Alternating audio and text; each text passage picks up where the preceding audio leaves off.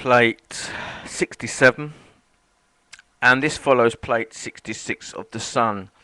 Now, Nostradamus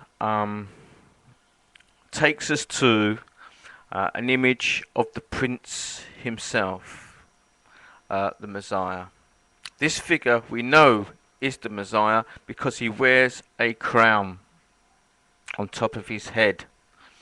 So the sun symbol that we saw before is actually representing this figure.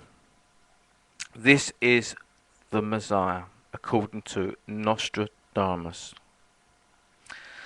And Nostradamus holds, the prince that Nostradamus reveals, holds in his hand a book. And the book on one side of the page has a tree.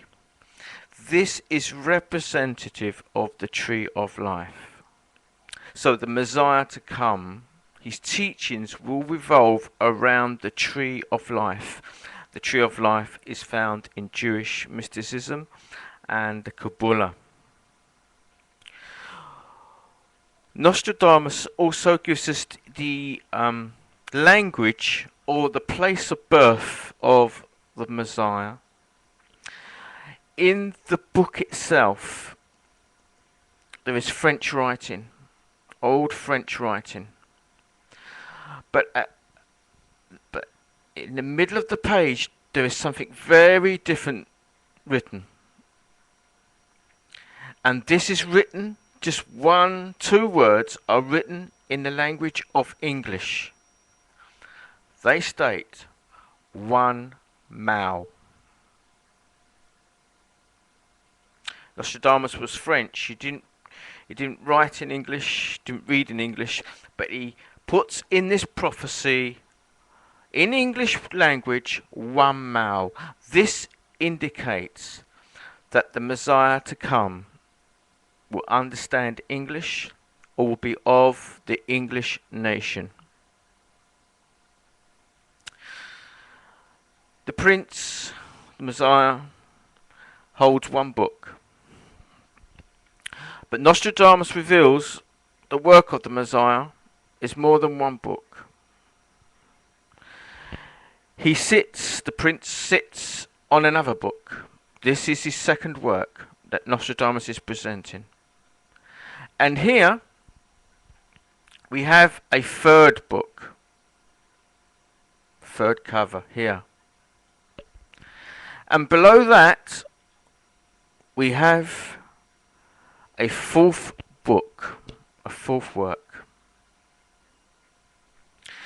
And that is represented here. And it actually shows the colour of the fourth book itself. The fourth book here, represented in this image, contains 2 parts.